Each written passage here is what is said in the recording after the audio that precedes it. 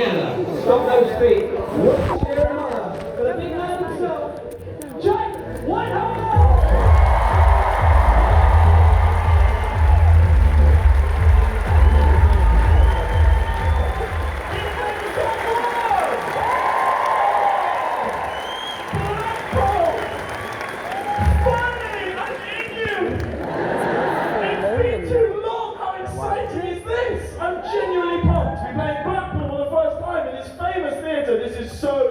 Yes!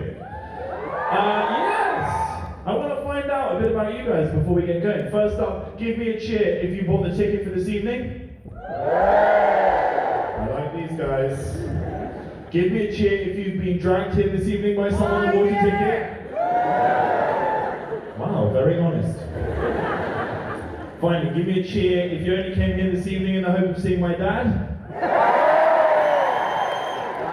You know how fucking issue it's alright. What have I done? I've created a monster. Do you know the lowest moment of my professional career, and there have been a few? I was filming that show Travels with My Father in America. We're in a hotel, and these two American guys walk past. They recognise my dad, they don't recognise me. It gets worse. Because they didn't clock who I was, I overheard their conversation as they were walking past me. One of them was describing our show to his friend, and this was his description of the show Travels with My Father. He went, "Oh, you gotta see it, it's on Netflix. It's about an esteemed elderly English gentleman that travels the world with his doofus son."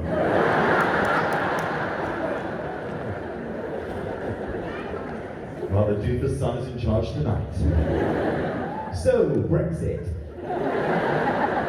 I love saying that word on stage and just hearing the sound of 3,000 people's arseholes just clenching. But I'm gonna go there, because this doofus is not afraid of being a little bit of political material. I know Blackpool is a very sophisticated crowd. They're not afraid of some politics, so here goes. Where are we at with Brexit? We were going to have a hard Brexit, then we were going to have a soft Brexit. It appears now we're entering the desperately trying to thumb it in stage. The EU's like, no, just leave it, we'll just wait till the morning. We're like, no, I got this.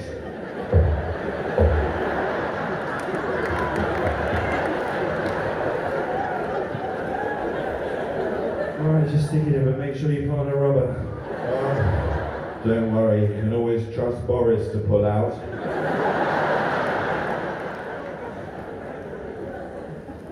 Pretty sophisticated political material there.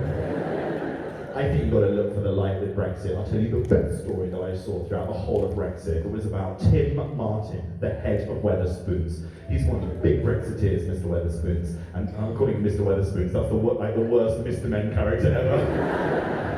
Anyway, Mr. Wetherspoons came out when the EU said they weren't going to give us a deal, and said that in retaliation for the EU not giving us a deal, Wetherspoons were going to cease stocking certain European products. Oh, which European products would that be? Roche? Stella Artois, maybe? No, they would start with their range of champagnes. Nice work, Tim. Way to go for the jugular of the European economy, robbing them of the literally tens of pounds they must rake in each year through the sales of Wetherspoons champagne. I don't know about you, Blackpool, but I can seldom walk into a Wetherspoons these days and hear myself think over the sound of popping champagne corks. I bet they were having crisis meetings in the Champagne region when they realised there was going to be no more cuvée and curry night. Wetherspoons boycotting champagne is like Sports Direct boycotting Chanel. And I'm not having a pop at Spoons. I love Spoons. I'm just saying Spoons has more of a Dragosaurus vibe than a celebrate the good times. The only time the champagne's ever been cracked out in the Wetherspoons is when the witness for the prosecution was deemed unreliable. Who went to Spoons before the show tonight? Yeah! My kind of crowd. I love a Spoons crowd. I hate a posh crowd. Honestly, I do. I love a crowd that's a little bit rowdy. The worst gig I ever did was the poshest, most stuck-up gig I have ever done in my life, right? And that was when I was booked to do Prince Charles's Christmas party. This is a real thing. Each year Prince Charles has a Christmas party, presumably after a long, hard year of doing fuck all. And I say Christmas party, it's not like an office Christmas party, you know, the Queen getting wasted and photocopying her arse. Look, Philip, I made the back of a stamp. It's a much more civilised affair. It's Prince Charles and Camilla and all their staff at Kensington Palace, and each year they book entertainment, and that year I was the entertainment. It was exactly as weird as it sounds. The first thing that was weird about this gig is that I walked out, Prince Charles and Camilla were sat in the front row in thrones. I'm not making this up. I get it, right? You're a prince and a princess, but you don't need to be sat in a throne. I mean, don't get me wrong, it would have been weirder if I walked out and they'd been like spooning on a beanbag, but there's somewhere in between, like a chair. How about a chair? Also, don't sit in the front row. The front row, as a comedian, that is your get out of jail free card. If the jokes aren't working, you talk to the front row. You ask them what they do for a living. I can't ask Prince Charles what he does for a living. He is the most famous unemployed man in Britain. What do you do for a living? Well, I just sort of sit around waiting for my mother to die. I'm so glad you laughed at that joke, because I'm not going to lie, on the night, that one did not go down well. Seriously. Meghan was the only one laughing, which if anything made it worse. Crashed and burnt worse than Prince Philip, it was not good, no. Okay, that's the one that lost you, good to know. Okay, the other thing that was weird about this gig, not only are they sat in the front row, but I was also not given a microphone. Which is literally the only thing I need as a comedian. Because this is the only thing that gives me status over you, right? Without this, I'm just wasting my shouting on church. With this, hi, I'm here to talk to you about politics. Without it, I'm here to talk to you about Jesus.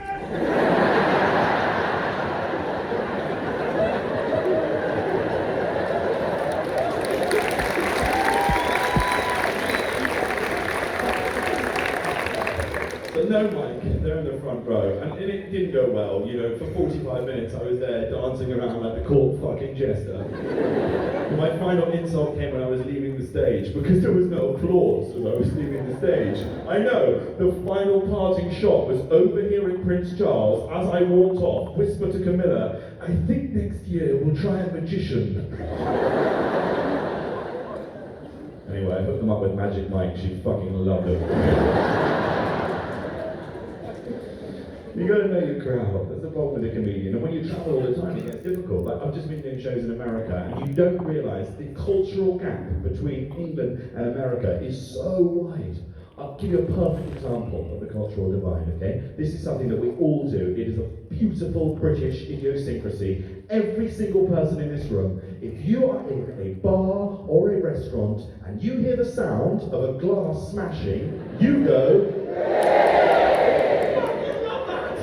that's not a conscious decision, that's a knee-jerk reaction. It's part of our very DNA. Turns out, not something they do in America. The first time you were hey in America, it does not go down well. Oh my god, it wasn't my fault. I just instinctively heard a smash. I was like, hey!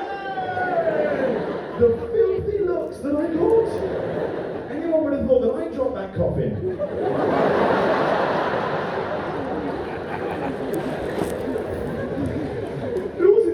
Because you would have thought Americans would be all over that shit. Americans love a cheer. I reckon in America, you could get a cheer as a waitress for successfully delivering a tray of drinks. They'd be like, oh my god, no spills, you did it, nice work, awesome, high fives all round, yeah, USA, USA, USA. That's because the Americans used the cheer as it was intended, as a show of encouragement. The only time you would ever hear a cheer in a British bar or restaurant is if it is ironic. But the only thing that we can unanimously delight in as a nation is somebody else's misery. Smash! Somebody else fucked up their job and it wasn't me! Way! Should we help her? I've got this. You're getting stacked in the morning!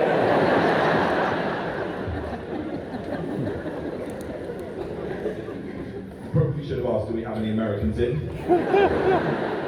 Good, because that bit does not go down well with the Americans. And I'm not having a pop at Americans, because Americans, you know, they are amazing. Because basically, Americans, right, they do everything we do, but they do it bigger and they do it better. But we've got stupid people here. But their stupid people are world class. Oh my God. Do you know how you know this? You know this from the signs that you could only see in America. I'll give you an example of one. I was in the hotel in America, right? Getting breakfast. On the toaster, there was a sign that said, "Please butter bread after use."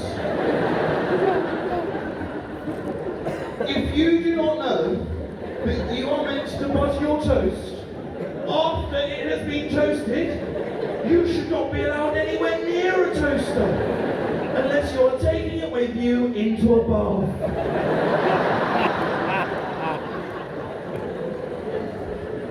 This sign was also attached to what is, to my mind, the worst invention that mankind has ever created, by the way.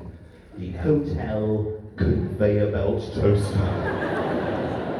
No one in this room has ever met anyone that has made a decent piece of toast in the hotel conveyor belt toaster. Unfathomably shit. Once through, still bread. Twice through, barely warm. 3 times through, burnt to a crisp. There is no setting to get it right. It's like putting a ginger on a sunbed. It's impossible. And there's always a queue, isn't there, out into the lobby, because you've got stuck behind some old man that's putting a bagel. Are you out of your fucking mind, Grandad? If you wanted a bagel toasted in that machine in time for breakfast, it needed to go in a week ago. By the time that's toast, you might be as well. And then it's like they went, well, how could we make this machine even shitter? I know, let's have your piece of crappy toast be delivered onto a little tray underneath it that we set at a slight angle so your piece of shitty toast is then flying straight onto the fucking floor. It's ridiculous. Every breakfast buffet you walk through, you see people waiting by that toaster, like fielders in the slip corner. This is going to be a slippery one to take. Why is that? Well, I'm one of those psychopaths that likes to butter the bread before. The inventor of the hotel conveyor belt toaster needs to be taken outside and shot. And then cremated 3 times through very slowly. That's not even the worst sign that I saw. Not even the worst sign that I saw when I was in America. The worst sign was by the pool in the hotel, and I was about to have a lovely, refreshing dinner in the hotel swimming pool when I read a sign, Blackpool, that stopped me in my tracks, and it chilled me to the core. It read like this: "Would you please refrain from entering the hotel swimming pool if you have active diarrhea?"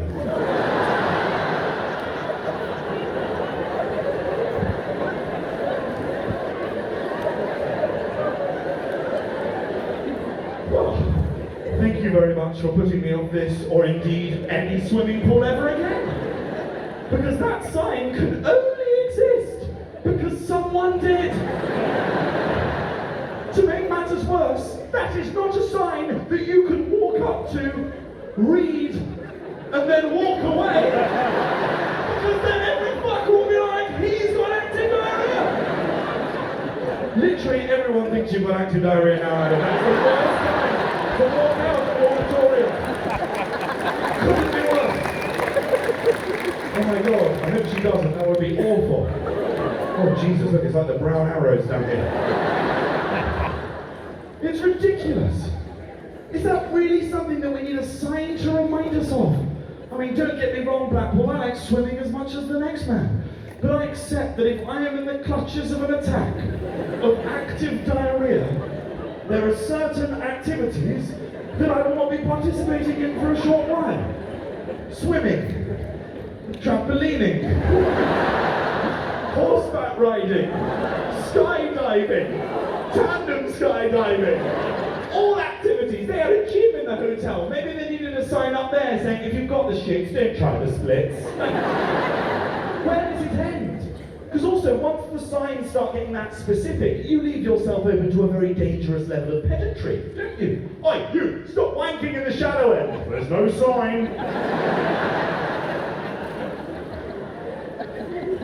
It's ridiculous. I just don't understand how this is not something that you would self-police.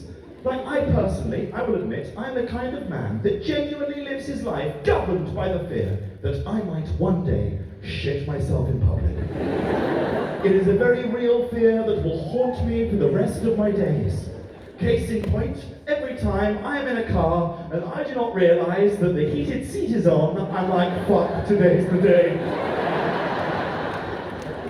If I have active diarrhea, I will be seeing it off with dignity and discretion. I will not be bobbing around a hotel swimming pool.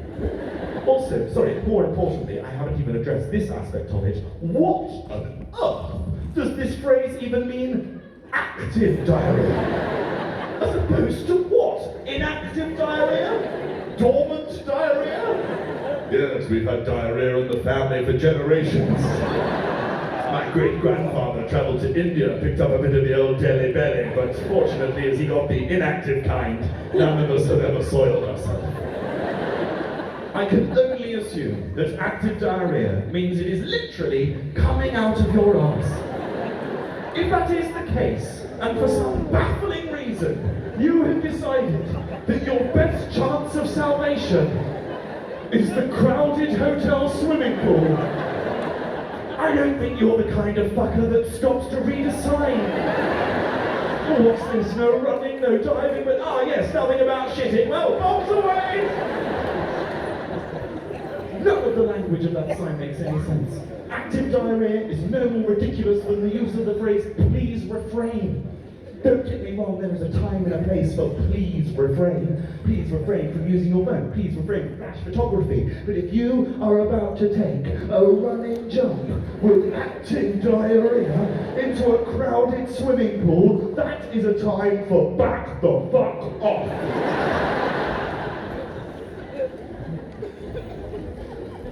This is the world that we live in now, 2019, ladies and gentlemen, the woke world. We have to care about everyone's feelings now, everyone's tolerances, everyone's intolerances, everyone's dietary requirements. I'll tell you where it's gone too far, and I have to be the person to say this. For the love of God, we have got enough milks now. Would everyone stop milking shit? I don't know how bad it's gone in Blackpool, but where I am from, it is fucking out of control. I went to buy coffee the other day at my local coffee shop. It should have been a very straightforward transaction. It was anything but. I went in there, I was like, hello, I'd like a white coffee, please. Okay, sir, what kind of milk would you like with your coffee? We've got a coconut milk, we've got an almond nut milk, we've got a cashew nut milk, we've got a hazelnut milk, we've got a macadamia nut milk, we've got an oat milk, rice milk, hemp milk, soy milk. You can have it from a bee, from a pods, from a bee, from a seed, from a tree.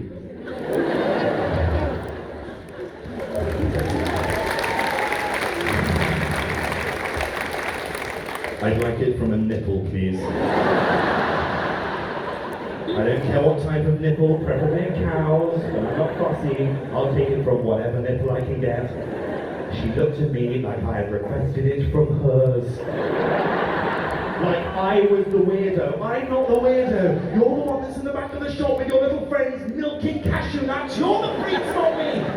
Look, I do not for one moment doubt that lactose intolerance is a very grave and pressing issue for humanity. But lest I remind you, we currently don't have a cure for cancer. And there are 12 readily available milk substitutes on the market, which I would argue is 11 more than we need. And look, we're all having fun, okay? I don't want to turn this shit into a TED talk. But I'm about to hit you up with some pretty sophisticated science here, okay? Milk must come from a tit. Last time I checked, the almond, pretty flat-chested. You're drinking nut juice.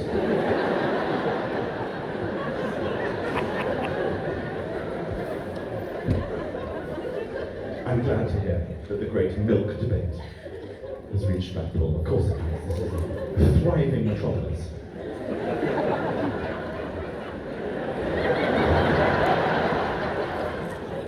I'm not so certain that the Great Mick Debate has swept across all of the Northwest. I've been to Preston. I was visiting Freddie Flintoff. I was doing some outreach work there for Comic Relief. And hello, I come from the south with news of milk from cashews. Burn the witch! It's a lovely place. So, I was into Preston and... No, I was with Flintoff. We were filming in Preston. What is Flintoff? No, we were filming in Preston. It's an amazing, true story, okay? I'm there with the producer and we were getting some coffees. And we were in a cafe, admittedly a slightly older gentleman that was working there. And the producer of our show asked about the milk situation. He got the best response I have ever fucking heard. He went, excuse me, what are the milk options? The guy went, you can have it hot. Or you can have it cold.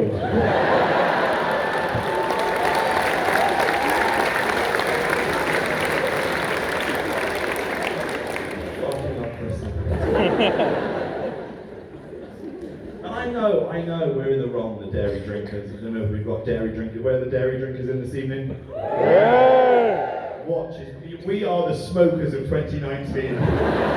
Seriously, watch as we get slowly ostracised from society.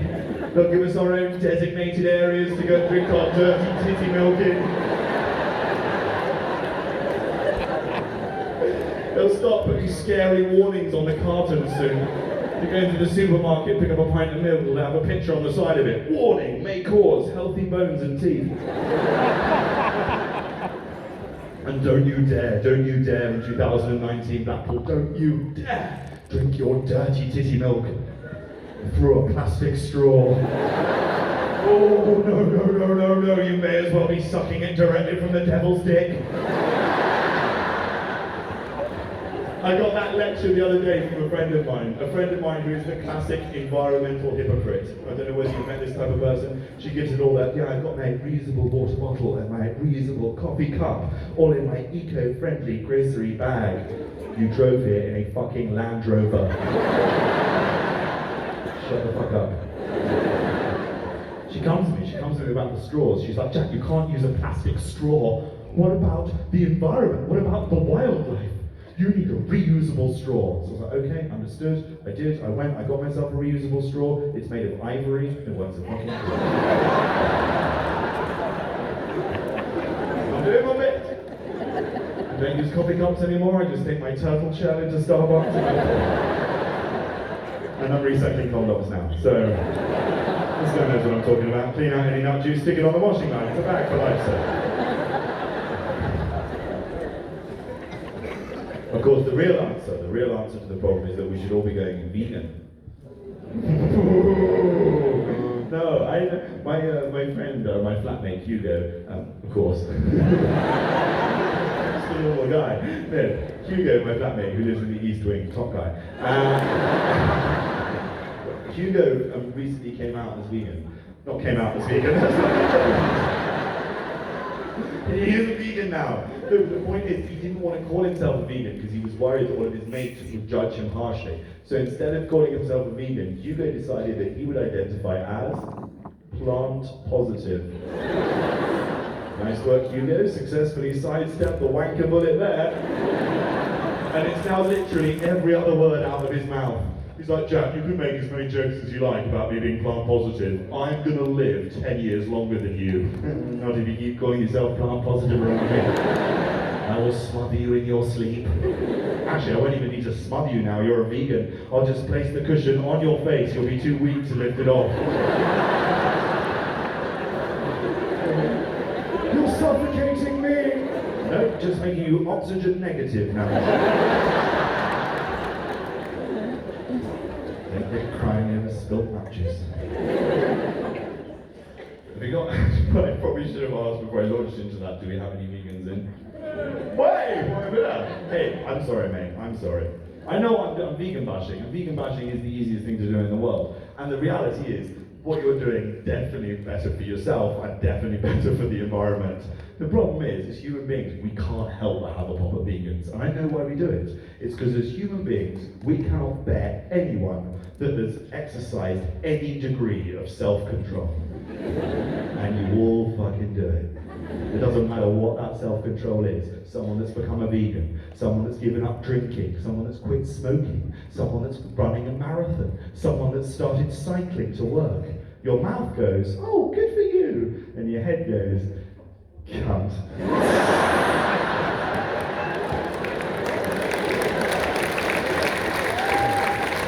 Because we don't want people hashtag living their best life. We want them hashtag living a slightly shittier life than us.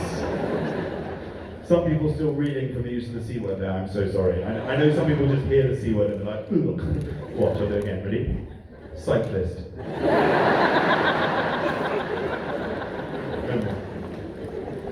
Sometimes I think you're allowed to call bullshit though. I'll tell you what can fuck right off. The half marathon. Not a thing.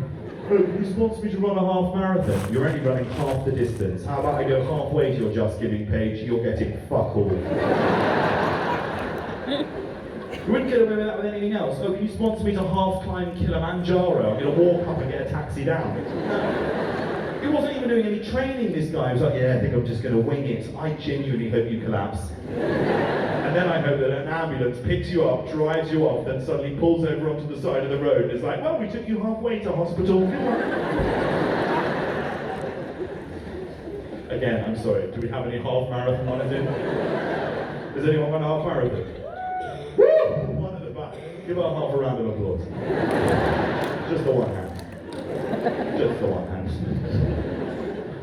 The reality is, it's easier than it's ever been to live a better life. Do you know, I was in the supermarket the other day, not Waitrose, before you all start judging.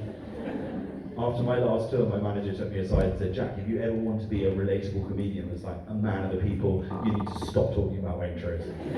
So this tour, no more Waitrose. So anyway, the other day I was in the supermarket, in my favourite, the Lidl.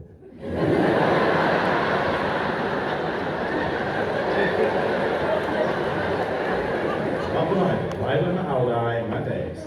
So I'm in the Lidl with my chef, just picking out some bits. Why are you laughing at me? I love the Lidl, I genuinely do.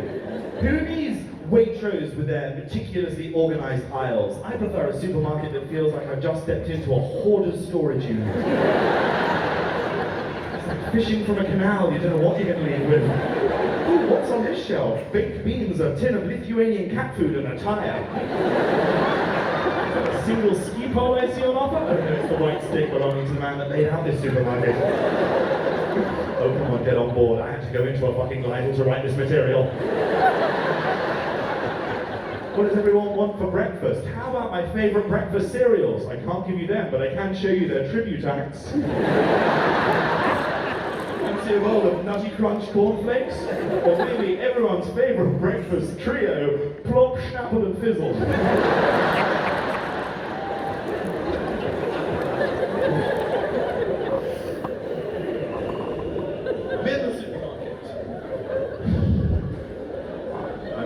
Supermarket and I see a sign for Veganuary. Has anyone heard of this new thing, this new initiative, Veganuary, where you give up meat for a month? That's a great idea. But please, why January? Why January? Can people leave January the fuck alone? We've got Veganuary, we've already got Dry January. Newsflash, January, already the shittest month of the year.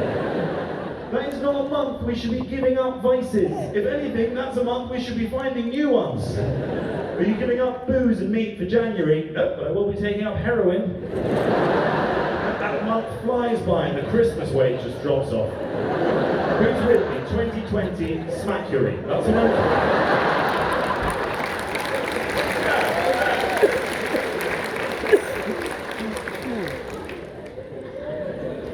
I know as well, by the way, that the meat eaters can be just as bad. I took a girl on a date to Nando's because on her Tinder profile she was extra hot. And she turned up a little more lemon than her, but it's fine. We had a lovely evening until she started questioning the chicken. She was asking all these questions about the chicken, and I was right, like, I get it, there's a time and a place for asking questions about the chicken. Nando's is not it. The poor fucking guy working there didn't know. She asked him where the chicken was from. He said the fridge. I was like, I can't eat a chicken unless I know its origins. So what should I order? I was like, I think a taxi for one. She was doing one of these diets, she was on one of these fad diets, she was doing the 5-2 diet. For 5 days I eat whatever I like, for 2 days I fast, and for 7 days I don't shut the fuck up about it. Anyone fasting? It's the most ridiculous thing in the world, because they're always so desperate to tell you how amazing fasting is. It's like, I have eyes, I can fucking see you, it does not look fun. Yeah, I'm doing a fast at the moment, it's amazing. I haven't done a shit for 3 days. What have you lost? 2 stone in my vision.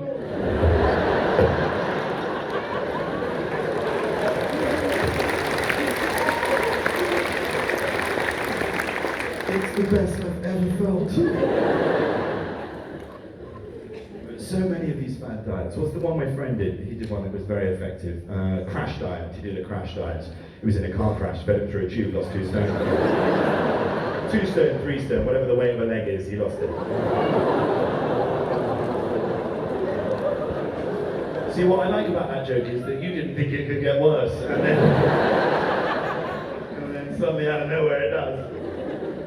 Oh, that's great. That joke is what as comedians we call an audience tester, where I try and test you to see how far I can push things in the second half. And the good news is, you passed with flying colours. I was worried about a weeknight in Blackpool, but fucking hell, you are some sick bastards. We're having fun in the second half now. You've got to worry about everything now, though. It's not just the food you're eating, you've got to worry about the food being eaten by the food that we're eating. I read an article the other day that said we are no longer allowed to feed ducks in the park bread. Do you know why? Because it makes them bloated. They're ducks. Their job is to float. What does it matter if they're bloated? That's a fucking advantage. Then it started listing alternatives. Instead of feeding them bread, you could feed them peas, corn kernels, grapes. Grapes? Am I visiting this duck in hospital? Can you imagine how much of an arsehole I would look like if I turned up to my local pond, everyone else is chucking in moulded bits of bread, I turn up with a basket of grapes. You may be ducks, but today you will feast like swans. Don't fill up too much, you won't leave any room for the cheese board. Here we are.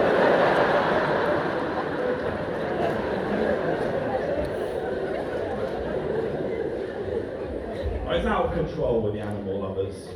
My mum is the worst. My mum is a dog mum, okay? She was my mum, then I left home and I'm now dead to her. And her only child is her little dog, Philomena. My childhood bedroom has been cleaned out and turned into a shrine to Philomena. There's pictures of Philomena, there's models of Philomena, there's little cushions with embroidery on them, little passive-aggressive phrases. When I needed a hand, I found a paw. And Christmas is when it gets out of control. I don't know whether anyone else lives with a dog mother that pulls this shit, okay? Not only does my mother purchase gifts for her dog, my mother also purchases gifts for herself, which she then wraps up and pretends that the dog has given her. And we have to sit there on Christmas morning and behave like these are the actions of a rational human being and not someone that needs psychiatric help. Oh, I wonder what Philomena bought mummy. Hopefully a fucking straitjacket woman. Then when we get through that shit, we have to sit through the gifting to Philomena, which is again out of control. I'm 31, the gifts that I get from my mum now are just, it's passive-aggressive stuff, you know, like deodorant, or I got a baby grow this year. I was like, I don't have a child. Don't remind me. Philomena spoiled beyond belief. This year, Philomena got given 4 packets of artisan biscuits. Artisan biscuits! I'm sat on the other sofa with my 12p reduced multi-pack of Lidl cat kits. What the fuck are these? It's like a Kit Kat but with one less finger. I think I found the missing one. Philomena is being fed these biscuits it's by my mum. She's asking her about which flavour she prefers. She's like, which do you like more, the vanilla and cardamom or the vanilla and cinnamon, Philomena? I'm like, Mummy, how refined a palate do you think Philomena has? She didn't seem that fussy just now when she was outside licking another dog's arsehole. Oh, and now she's licking your mouth. What the fuck is that about?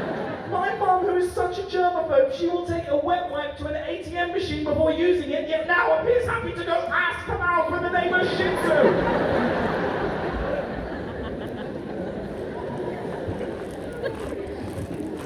Now, a lot of comedians like to end the first half with their biggest laugh. I like to end the first half with that story because I know how many families come to my show, and I love knowing that I'm sending you off to the bar at half time, and the first conversation you're going to have with either the older or the youngest member of your group is explaining what the phrase ass to mouth means.